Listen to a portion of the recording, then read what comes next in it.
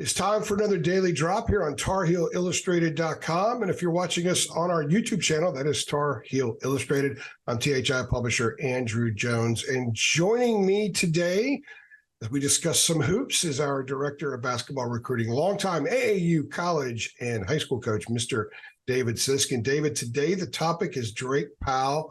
And I would say, at least in our world, because of what we cover with respect to Carolina and this region, Drake Powell was a story of the summer. Elliot Cadeau, reclassifying all that, yes. But as far as guys that were in the AAU circuit through the whole process, Drake Powell was one of the hot stories because he blew up. He is now number 14 nationally in his class. He's a five-star kid. He's number 5 in his position. 6'6", 195 pounds, out of Northwood High School nearby Pittsburgh. I remember you texting us back in, what was it, April, when you saw him, early May, and you said, man, Drake Powell is the real deal. And he just continued that climb throughout the summer. So what are your thoughts on the summer that Drake had? Well, it started that first weekend, and I was sitting with an old friend of mine, college coaches now as assistant, Xavier, and we were watching CP3 play whoever, and he looked at Drake Powell and he said, that's what a North Carolina player looks like when they're really good. And so you start out with him, and he is, when you're going on the road, he's the first player that gets off the bus. He is the first player that leads everybody out the layup line just for intimidation purposes. And, so he always had that part of him, just strong, athletic, looks the part. It does a little bit of everything, can rebound, really has a high motor, guards tremendously well, pass it, handle it, and all that. You didn't know about him. Okay, how well can he score? And the thing was, he made major leaps because of all this stuff and got into top 25s and top 30s and eventually top 20s. But this summer, or spring and summer, he's come out and he has put up really good numbers offensively. But the thing is, he shot the outside shot well. He had very good, I don't have them in front of me, but he had very good three-point numbers, Peach Jam. And I had good three-point numbers during the spring. And so if he does that and can continue to do it, and here's the thing, so it wasn't a one-week wonder or a couple of games. This was, they probably played, 25 games throughout the spring to summer, and he continued the good outside shooting. So I don't think it's a fluke. I don't think it red hot cold. It looks to me like it's been continuous and consistent. So if he does that, he shoots the outside shot well, then he checks all the boxes to me to be a top 10 type of player in his class. The one thing he really impressed me, they had a televised game on ESPN against Team Final. And if you don't keep up with EYBL or high school or AAU as much, Team Final probably had the best backcourt in the entire AAU circuit, no matter what shoe company. Robert Wright III going to Baylor, Maud Noel, point guards, Final Fours like UConn and Kentucky, and I think maybe Alabama and Indiana, something like that. Very good. Probably will end up at UConn.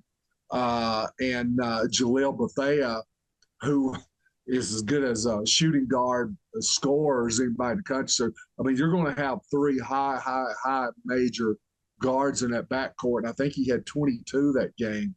And he's guarding, a guy that could be a high school All-American the whole time. And they're taking turns trying to guard him. And he had a big game.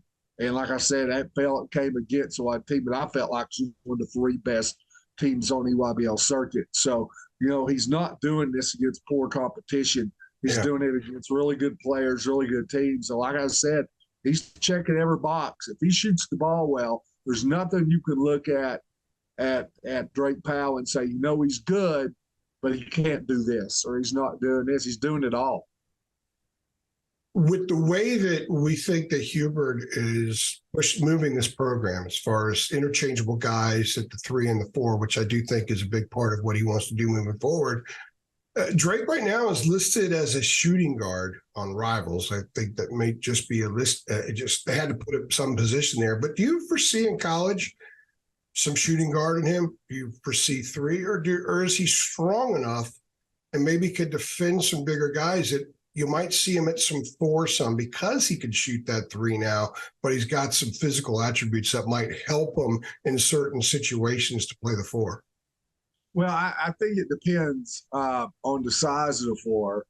You know, if a guy's 4's 6'10" and can post up a little bit, probably not. But you know, a lot of teams run smaller 4s, especially when they go small ball and are running 6'7", and he can do that. But I look at him. He does so much. I look at him as being totally positionless as far as the perimeter goes. You know, he can guard multiple positions. You know, we talked about defensively. He's just so athletic, quick, strong, and he sells out the defense. That's one thing. It's one thing to be like that. It's another thing to execute it. And he really believes in that end and plays hard on that end. He's always in the stance. I love to watch him get low and the way he sits down in the stance. And so he spreads out. He's long-armed. So, you know, he can guard multiple positions. And offensively, between the 2 and a 3, I don't really notice a difference unless you have a guy that's a bigger, maybe not quite as quick. I'll give you an example, you know, taking the old teams. You know, you look at Tyler Nickel was going to be a 3. He wasn't quick enough, you know, to guard those very athletic 2s. DeMarco Dunn, you look at him, DeMarco sits down a more of a 2 because, you know, he's not going to be big enough to play the 3 if he's off the ball. You can't pigeonhole DeMarco because he's got size. He's got the size of 3 and he's got athleticism of the 2. So, you know, like I said, now shooting the outside shot, I don't think you can pigeonhole him in a position. I mean, he's truly positionless, in my opinion. Does Drake Powell remind you of anybody?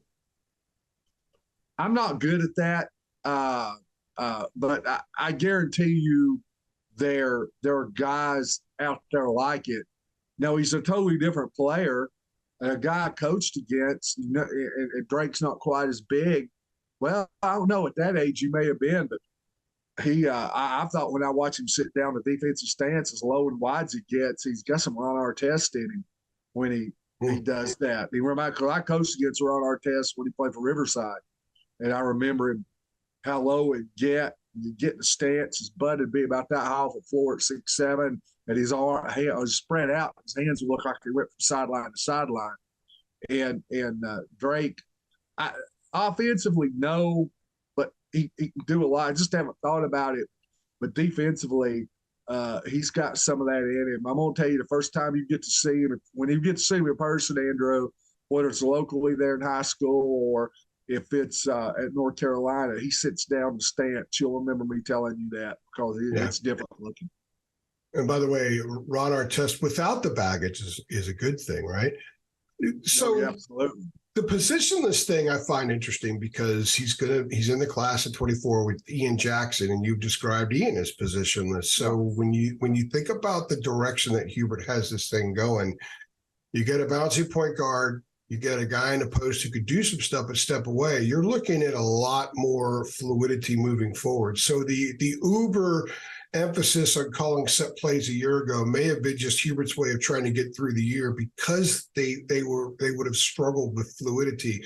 Do you envision a lot of fluidity, a lot of motion moving forward if you've got positionless guys all over the place?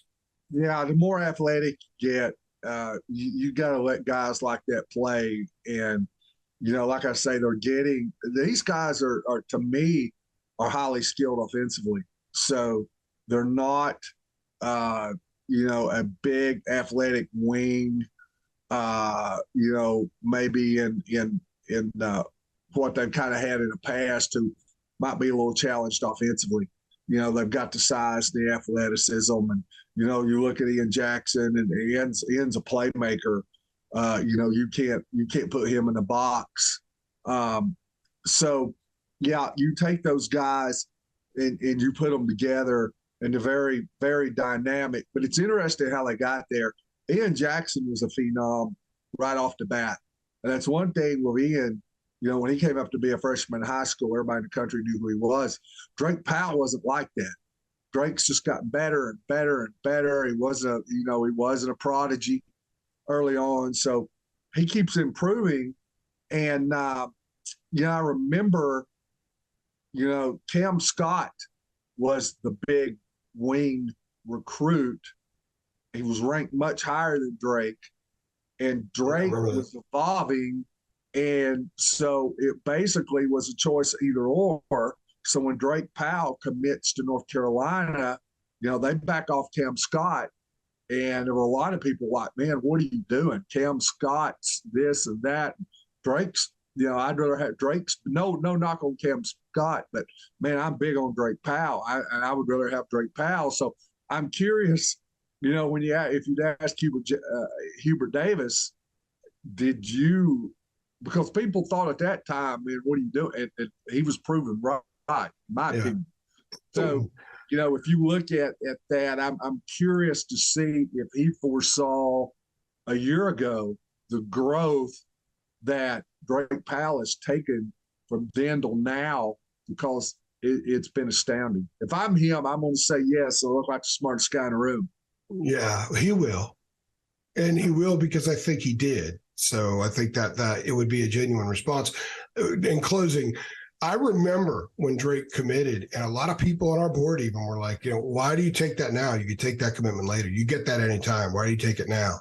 And a lot of them are like, oh, it's another Leaky Black. Well, Leaky did some really good things, and he's in an NBA camp right now. So or summer league right now. So I think that's, if you could get another Leaky Black in some capacity, that's okay. But I think Drake's a much different player, obviously, than Leaky was. That was an easy comparison, because we tend to do the low-hanging fruit comparisons initially with kids, and usually the kids turn out to be different. That is obviously the case with Drake Powell. He's David Sisk. I'm Andrew Jones. We appreciate you stopping by this most recent edition of the Daily Drop. Thanks.